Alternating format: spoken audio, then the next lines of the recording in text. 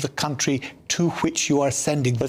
And without that, it's not the simple solution that you're putting forward. It's not straight-line simplicity. But if you detain, not put into an HMO, not put into a hotel. I know they're cutting the number of hotels, and then they're going to HMOs instead. But if you detain in a secure facility, not in a former RAF base where there are no fences, but in a secure facility, and make it clear that you're not getting out of that and never going to, because you've come in illegally, those boat numbers will drop and drop fast. Yeah, I've got to say, I don't... And in the end, they will want to go home because they've got nothing for them, because all they've got is a tin hut. Why don't we have that policy which makes it clear to people, if you enter this country by this means, i.e. you breach the borders and all the rest of it, you just won't be considered for asylum, full stop? Why don't we have that? Because... international rule of law?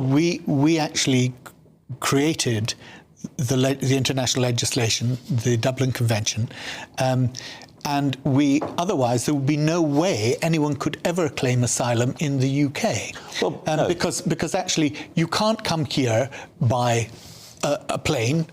You have to be able to show that you've got the visa, the appropriate documentation. So the only way of coming is across the channel, either by train or by what did people, by ferry. When people wished to come here as asylum seekers, as refugees, say 15, 20 years ago, how did they do it then?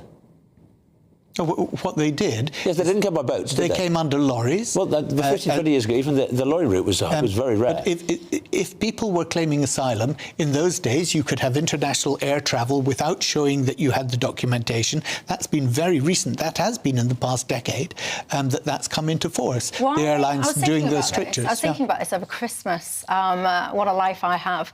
And I was thinking, why don't we cooperate with the French? Because surely...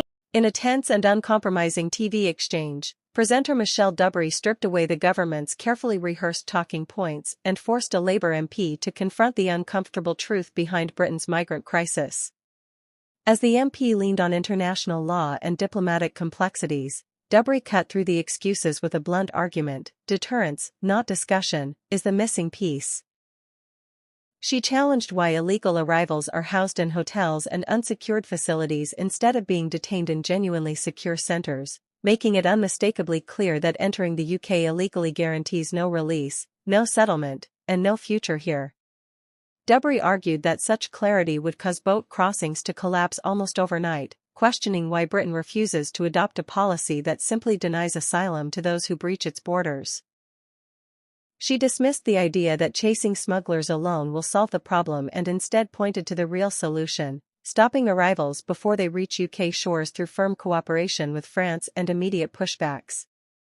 Her final message resonated with viewers: without a credible deterrent and a clear "you will not stay" policy, the crisis will continue, no matter how many excuses are offered from Westminster.